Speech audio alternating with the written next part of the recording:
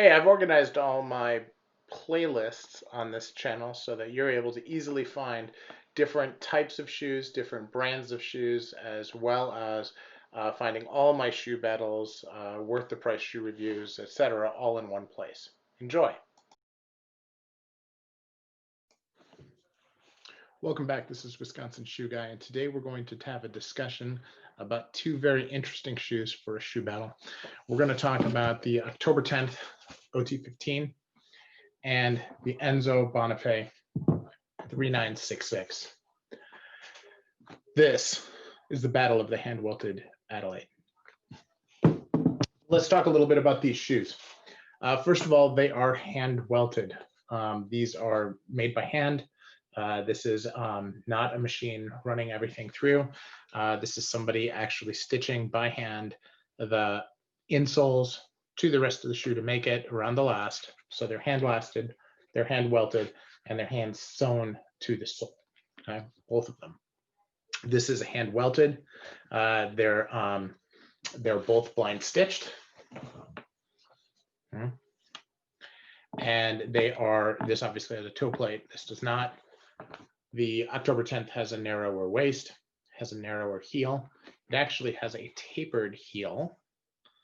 Okay, so that's fairly different. This is made on a smooth leather, and this is made on a hatch grain leather. For what it's worth, this is from a French tannery, Daninoy, and this is from Horween, okay, in Chicago. So, so let's talk about the actual styles of the shoe. This is an Adelaide, meaning that it has a U throat here. And this is a wingtip Adelaide with no medallion. Okay? So this is technically a semi-brogue. A full regular wingtip would be a full brogue, but I would consider this to be a semi-brogue. Okay, and it does have quite a lot of broguing. Okay, and no medallion. I'd never consider Adelaides a full brogue. And I know people are free to disagree with me on that, but I never do.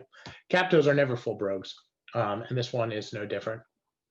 And you can see it's darker along the brogue holes here, but you can see that there's broguing here on the U-throat, along the top line, and on the heel cap.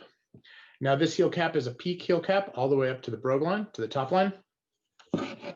This has a round heel cap, which gets close to the top line, but not quite touching. Okay. Obviously, the wingtip versus the cap toe, that's the most obvious. The grain, of course, also obvious, and the heels, also obvious. When you're looking at the interior of the shoe, they're both made out of very fine Vegano leather, excuse me, and both very, very soft. This has lasted trees that I ordered with the shoes, made exactly for the last. This last is the Huang last, and you can see that the last is a little bit more angular than the Enzo Bonafe. The Enzo Bonafe last is just a little bit different, a little bit wider, toe caps a little bit longer.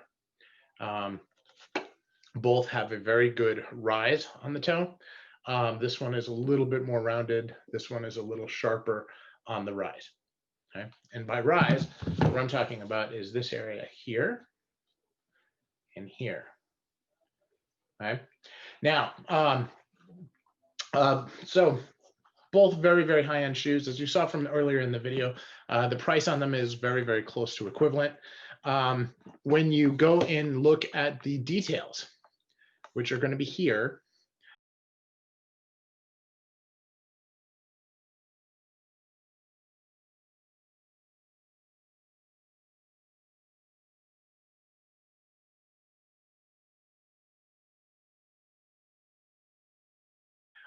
that's where you're going to see the difference in stitch density.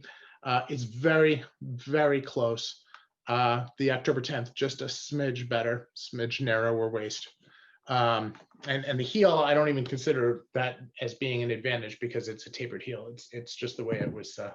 That was a design choice that I made. So quality-wise, I haven't had a lot of wear on them. So for my first consideration for quality, I'm going to say that they're equivalent based on what I see and how they feel. They both feel very, very good. Both very strong, well-constructed shoes. I haven't noticed any detail that is significantly different. I will say that this does not have any pinking along the shoe at all. And I consider that to be somewhat dressier because of the lack of pinking. Again, a design choice, but just really nice one. And the heel on this is also much narrower and cups the foot considerably more. Okay. This has a seam in the heel, which is very difficult to see because it's got a very dark burnish on it. Heel there.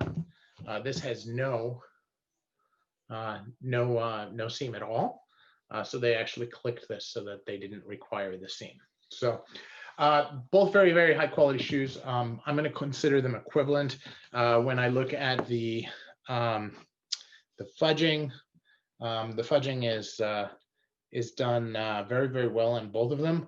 Both of them, it's really hard as you can see to see the stitch density on the top of the welt because the fudging is so good.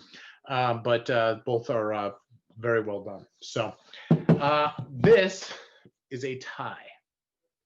Yes, I know, kind of weak, but I really can't find anything that is significant enough in order to call one a winner. Although I will say that I really love this burnishing and the job that Enzo did on that burnishing much more than I like the way that they burnished this. I'm going to probably try to undo this burnish and do something a little different with it. So this is Wisconsin Shoe Guy, and I'm out. Let me know what you think. Thanks.